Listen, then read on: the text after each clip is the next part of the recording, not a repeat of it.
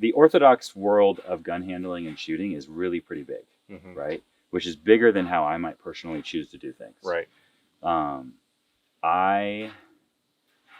So I also think that for whatever reason, liberal relativism has worked its way into like shooting and tactics and training.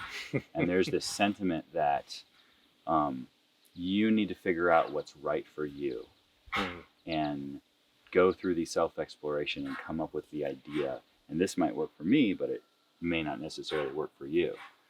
I'm mostly like, there's an element of that is true. But for most people, I think it's mostly nonsense. Yeah.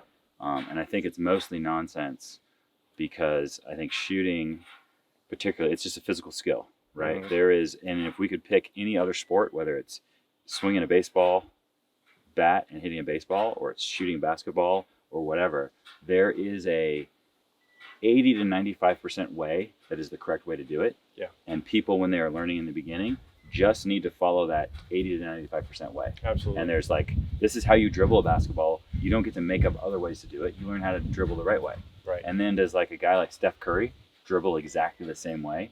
No, but he's operating in that high elite 5% space that he can then it's relative. Right. Because your body works differently. You do certain things, but you have to get to at least like an 80% performance, if not 90+% performance, where you can start playing with that stuff. Yeah. And oftentimes in shooting training, people want to do that in the beginning. They're like, oh, just like when people say, you know, which gun do I get? And they recommend someone to go to the gun shop and pick up the gun and whatever feels best in your hand. Right. Like, I think that's total nonsense because they don't even know how to grip a gun. Right. If you don't know how to grip a gun, you don't know how it's supposed to feel. Right. And so you're going to pick the wrong thing. Right. And for the most part, I think that's probably where everybody's at. Yeah. They're at a spot where they're a, 10 to 60% performer. Right. And we want to get them to 70, 80, 90%. That's right. And so we're going to teach them a way to do things. And then within that, there's variations of things and there's terminology and stuff. So my thought is I will just, I'm happy to use different terminology or different ways of doing things. And as long as it is an orthodox thing, it doesn't have to be the way that I want to do it or the way I talk about it. Yeah. And so if you're more comfortable with, hey, this is how I talk about it and this is how I do that, and it makes sense. And I'll probably learn something from you about a different perspective on the same thing, and you may learn something from me about that as well.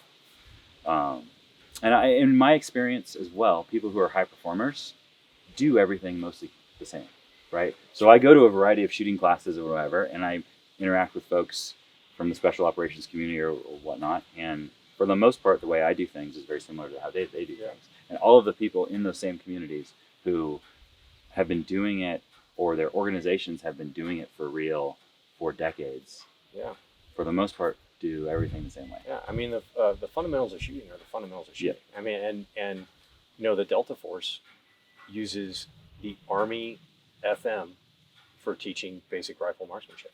There's nothing different, They just do it at a higher efficiency, and a higher level of training. But it's all the same. Yeah.